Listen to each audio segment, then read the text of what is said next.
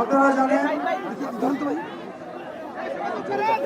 আমরা এই সরকার, এই অন্তর্বর্তীকালীন সরকার গঠিত হওয়ার পর থেকে আওয়ামী লীগের বিচার নিয়ে আমরা বিভিন্ন তালবাহানা দেখতে পাচ্ছিলাম। আমরা দেখছিলাম রাষ্ট্রীয় পৃষ্ঠপোষকতায় যারা গণহত্যার দায়ে অভিযুক্ত এই আওয়ামী লীগকে বিভিন্নভাবে সেফ এক্সিট দেওয়া হচ্ছিল। তার সর্বশেষ উদাহরণ হচ্ছে এই ফ্যাসিবাদী সময়ে সবচেয়ে বেশি এই ফ্যাসিবাদের সুবিধাভোগী এই ফ্যাসিবাদী রাষ্ট্রের রাষ্ট্রপতি, আমরা দেখেছি এই রাষ্ট্রপতিকেও রাষ্ট্রীয় নিরাপত্তায় সেফ এক্সিট দেওয়া হয়েছে। যেখানে জুলাই গণ অভ্যুত্থানে যারা আহত হয়েছে, শহীদ পরিবার রয়েছে, তারাও নিরাপত্তায় ভুগছে। সেখানে রাষ্ট্রীয় নিরাপত্তায় রাষ্ট্র আওয়ামী পুনর্গঠনের আমরা দেখতে পাচ্ছিলাম দায়িত্ব নিচ্ছে। সেই জায়গা থেকে আমরা 2 দিন আগে আমরা প্রধান উপদেষ্টার কার্যালয়ে আমরা ঘেরাও করি। সেদিন পরিপ্রেক্ষিতে আমরা দেখতে পেয়েছি আজকে আমাদের মুখ 3টা দফা ছিল। আওয়ামী লীগকে আমি আমার বক্তব্য লিখিত আকারে পড়ছি। আওয়ামী লীগকে সন্ত্রাসী সংগঠন ঘোষণা করে নিষিদ্ধ করা, আন্তর্জাতিক অপরাধ ট্রাইব্যুনালের আইনে আওয়ামী লীগের দলগত বিচারের বিধান যুক্ত করা এবং জুলাইয়ের ঘোষণাপত্র জারি করার দাবিতে ফ্যাসিবাদ বিরোধী ছাত্র জনতার আন্দোলন এই অন্তর্বর্তীকালীন সরকার কর্তৃক আমলে নেওয়ার এই যে ঘটনাটি আজকে ঘটেছে, সেটিকে আমরা ইতিবাচক হিসেবে দেখছি। কেসারেন শেকড় থেকে শিখরে।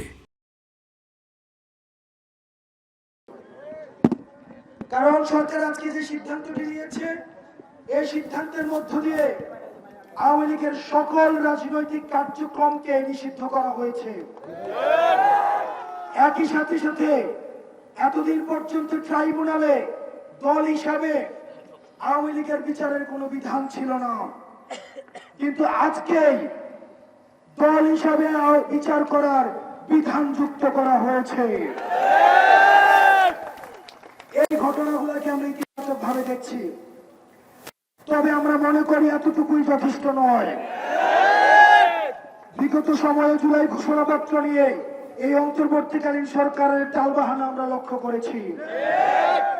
এছাড়াও আওয়ামী গণহত্যাকারীদের বিচারের দীর্ঘসূত্রিত আমরা দেখেছি।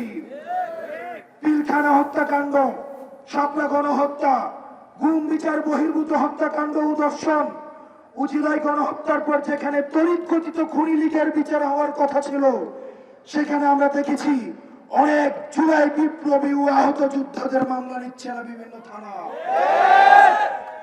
অন্যদিকে দেশের বিভিন্ন প্রান্তে, বিশেষ করে তৃণমূলে, এমনকি রাজধানী শহরেও জুলাই যোদ্ধারা আওয়ামী গণহত্যাকারীদের দ্বারা হামলার শিকার হচ্ছে। উপরোক্ত বিষয়ে অন্তর্বর্তীকালীন সরকারের কাছে আমরা সুস্পষ্ট অবস্থান এবং তাদের পদক্ষেপ আমরা জানতে চাই। পাশাপাশি আমরা আন্তর্জাতিক অপরাধ ট্রাইব্যুনালের কার্যকরী সংস্কার চাই। আমরা আসিফ নজরুল স্যারের দৃষ্টি আকর্ষণ করছি, জানুয়ারিতে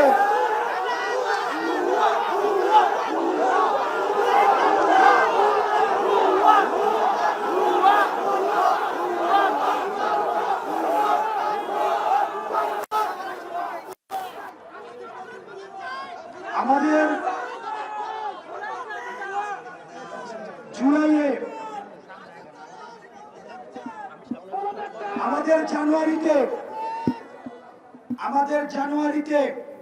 আমাদের দ্বিতীয় ট্রাইব্যুনাল হওয়ার কথা থাকলেও আমরা মে মাসে এসেও দেখছি সেটির বাস্তবায়ন হয়নি।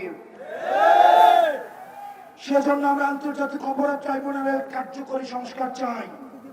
একই সাথে সাথে একটি কথা মাথায় রাখতে হবে, বিগত 1.5 দশকে জুডিশিয়ারিতে যেসব বিচারকদেরকে নিয়োগ দেওয়া হয়েছে, স্বজনপ্রীতি এবং দলের প্রতি আনুগত্য দেখে সেখানে বিচারক নিয়োগ করা হয়েছে,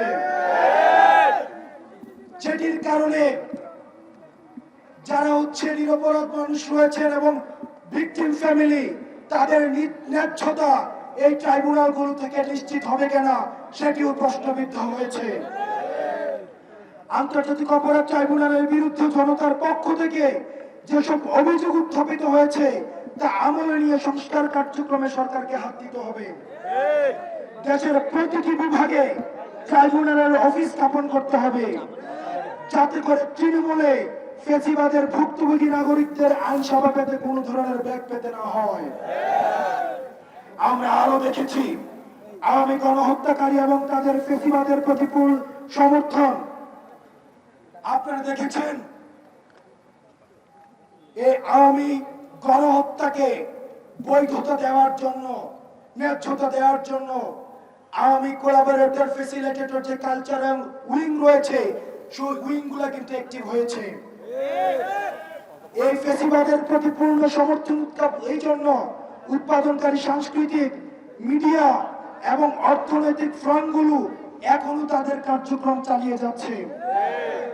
জুলাই অভ্যুত্থান ও চলমান আন্দোলনকে অবমূল্যায়ন করতে এবং এই আন্দোলনকে দেশে বিদেশি শক্তির চক্রান্ত হিসেবে উপস্থাপন করতে তারা সর্বাত্মক প্রচেষ্টা চালিয়ে যাচ্ছে, যা আওয়ামী ফ্যাসিবাদের ভুক্তভোগী এবং বাংলাদেশের গণতান্ত্রিক উত্তরণের জন্য শাহাদাত বরণকারী সকল নাগরিকের মানবিক মর্যাদার প্রতি চরম অপমান। আমরা আরো উদ্বেগের সাথে দেখছি আওয়ামী লীগের অর্থনৈতিক যেসব প্রতিষ্ঠান রয়েছে এবং পলাতক গণহত্যাকারীদের অর্থনৈতিক যোগান এখনো পর্যন্ত অটুট রয়েছে। আমাদের কাছে এখনো পর্যন্ত খবর রয়েছে মন্ত্রণালয়গুলোতে এবং আমাদের যে কাজ হয় উন্নয়নমূলক যেসব কর্মকাণ্ড রয়েছে সেখানেও আওয়ামী ফ্যাসিবাদী দূষরদের সরাসরি সম্পৃক্ততা রয়েছে এবং সেটির মধ্য দিয়ে আওয়ামী লীগের যে অর্থনৈতিক কাঠামো রয়েছে এই অর্থনৈতিক কাঠামো এখনো পর্যন্ত অটুট রয়েছে। সেটির জন্য তারা বিদেশে বসে বাংলাদেশের বিরুদ্ধে তারা ষড়যন্ত্র প্রতিনিয়ত করে যাচ্ছে, যার মাধ্যমে তারা বিভিন্ন সময় দেশকে অস্থিতিশীল ষড়যন্ত্র চালিয়ে যাচ্ছে। তাই আমরা এই বিষয়ে অন্তর্বর্তীকালীন সরকারের সুস্পষ্ট নীতিমালা জানতে চাই। আওয়ামী লীগের সকল অর্থনৈতিক প্রতিষ্ঠান ও ব্যবস্থাকে অর্ডিন্যান্স জারি করে রাষ্ট্রায়ত্ত ঘোষণা করে নাগরিকদের কল্যাণে ব্যবহার করতে হবে।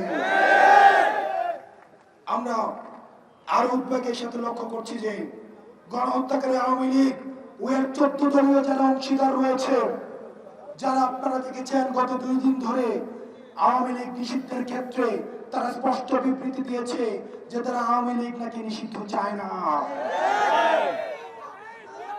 সারা ভারত থেকে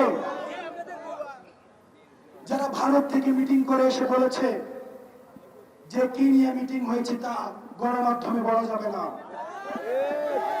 যারা বারবার বলেছে সরকারের সাথে আলোচনা করে সিদ্ধান্ত নিব, এবার কি আমরা সরকারে দলে যাব নাকি বিরোধী দলে যাব?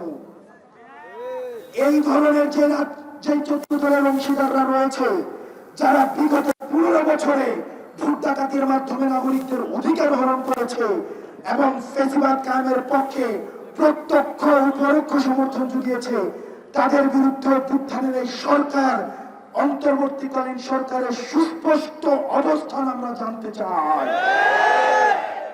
আমরা দেখতে পাই তাদেরকে নিয়ে বিভিন্ন নির্বাচনী সংলাপ করা হয়। 5ই আগস্ট আওয়ামী লীগ এবং আওয়ামী লীগকে বৈধতা দেওয়া যে 14 দল রয়েছে, তারা 5ই আগস্ট বাংলাদেশ থেকে তারা ইনভ্যালিড হয়ে গিয়েছে। সুতরাং তারা মিডিয়াতে এই বক্তব্য এবং বিবৃতি দিয়ে আমাদের মধ্যে আবার ফ্যাসিবাদী চর্চা এবং জাতিকে বিভক্ত করার প্রয়াস হয়েছে। আজ জুলাই ঘোষণাপত্র প্রণয়ন ও জারি করতে সরকার 30 কার্যদিবস সময় চেয়েছেন। ওনারা কমিটমেন্ট দিয়েছেন 30 কর্মদিবসের মধ্যে এই জুলাই আমাদের বহুল আকাঙ্ক্ষিত, আমাদের জুলাই গণঅভ্যুত্থানের প্রত্যেকটি অংশীজনের মতামতের ভিত্তিতে আমাদের যেই প্রক্লেমেশন অফ জুলাই সেটিকে তারা ঘোষণা করবেন। কিন্তু ইতিপূর্বেও ঘোষণাপত্র প্রণয়নের কথা বলে সরকার আমাদের সাথে স্পষ্ট টালবাহানা করেছে। একই সাথে সাথে আমরা দেখতে পাচ্ছি এই জুলাই ঘোষণাপত্র নিয়ে রাজনৈতিক দলগুলোর মধ্যে দ্বিধাদ্বন্দ্ব রয়েছে। আমরা স্পষ্ট বলে দিতে চাই, ঘোষণাপত্র প্রণয়নের সুনির্দিষ্ট রোডম্যাপ ঘোষণা করতে হবে। এই অন্তর্বর্তীকালীন সরকার যে 30 দিন সময় দিয়েছে, এই 30 দিন সময়কে আমরা পর্যবেক্ষণের মধ্যে রাখবো। 30 কার্য দিবসকে আমরা সবাই এই জুলাইয়ের ঐক্যবদ্ধ শক্তি, আমরা এই ফ্যাসিবাদ বিরোধী ঐক্যবদ্ধ জাতীয় ঐক্যবদ্ধ যে শক্তি রয়েছে, আমাদের নিজেদের মধ্যে বিভিন্ন বিষয়ে মতপার্থক্য হতে পারে, কিন্তু আওয়ামী লীগের প্রশ্নে আমরা ঐক্যবদ্ধ। আমরা এই সমন্বিত শক্তি, আমরা এই 30 কার্য দিবস আমরা পর্যবেক্ষণের মধ্যে রাখবো। জুলাই ঘোষণাপত্রে রাজনৈতিক জনগোষ্ঠী হিসাবে আমাদের ঐতিহাসিক সংগ্রামের বিবরণ, জুলাই গণহত্যা সহ আওয়ামী ফ্যাসিবাদের শিকার ভুক্তভোগীদের মর্যাদা প্রতিষ্ঠাকরণ, জুলাই যোদ্ধাদের সুরক্ষা ও নিরাপত্তা নিশ্চিতকরণ এবং ফ্যাসিবাদ ব্যবস্থার বিরুদ্ধ নতুন রাজনৈতিক বন্দোবস্ত বাস্তবায়নের কথা আবশ্যিকভাবে উল্লেখ করতে হবে। একই সাথে সাথে আজকে যে আওয়ামী লীগ বিষয়ে যে সিদ্ধান্ত হয়েছে, সেই সিদ্ধান্তের প্রতিফলনও আমরা এই জুলাই ঘোষণাপত্রে দেখতে চাই।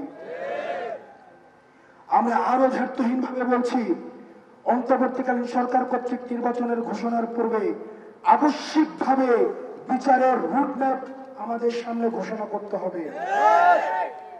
চলমান আন্দোলনের মধ্য দিয়ে আওয়ামী লীগ প্রশ্নে জুলাই অভ্যুত্থানে তৈরি হওয়া জাতীয় ঐক্য নবায়নের সুবর্ণ সুযোগ আমাদের জাতির সামনে হাজির হয়েছে। ফ্যাসিবাদ বিরোধী সকল রাজনৈতিক দল, পক্ষ ও মত এবং সরকারেরকে উপরোক্ত 3টি দাবি পরিপূর্ণ ও যথাযথ বাস্তবায়নে এবং জুলাই ঘোষণাপত্র উপরোক্ত 3টি দাবির যথাযথ প্রতিফলন রাখতে ঐক্যবদ্ধ ভূমিকা পালনের আহ্বান জানাই। আমি আবারও পুনরাবৃত্তি করছি, আমাদের নিজেদের মধ্যে হয়তো বিভিন্ন পলিসি ডিসকাশন নিয়ে আমাদের মধ্যে দ্বিমত থাকতে পারে, কিন্তু আমাদের জুলাইয়ের ঐক্যবদ্ধ শক্তি আপনারা প্রমাণ পেয়েছেন, অন্তর্বর্তীকালীন সরকার প্রমাণ পেয়েছে এবং পতিত ফ্যাসিবাদী শক্তি প্রমাণ পেয়েছে। আমাদের নিজেদের মধ্যে পলিসি নিয়ে যতই বিভাজন থাকুক, আওয়ামী লীগের প্রশ্নে আমরা ঐক্যবদ্ধ, ফ্যাসিবাদের প্রশ্নে আমরা ঐক্যবদ্ধ।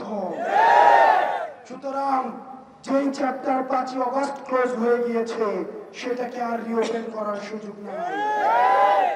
যখনই আপনারা রিওপেন করার চেষ্টা করবেন, তখনই এই জুলাইয়ের ঐক্যবদ্ধ শক্তি আমরা সমন্বিতভাবে আপনাদেরকে প্রতিরোধ করব।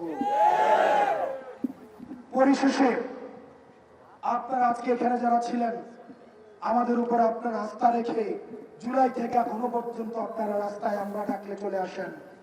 আগামী 2 দিন, আগামীকাল সরকারি বন্ধ এবং আজকে আমাদেরকে বলা হয়েছে পরশুদিন অর্থাৎ সোমবারে আমাদের আজকের যে ঘোষণা সরকার দিয়েছে সেটির প্রজ্ঞাপন পরিপত্র জারি হবে আগামী সোমবার। আমরা এই সোমবারে প্রজ্ঞাপন নিয়ে আমরা আনন্দ মিছিল করব। সে পর্যন্ত আপনারা সুতীক্ষ্ণভাবে মাঠের প্রতি আপনারা পর্যবেক্ষণ করবেন। একই সাথে সাথে আপনারা এখন নিরাপদে যার যার বাসস্থানে ফিরে যান। তবে তবে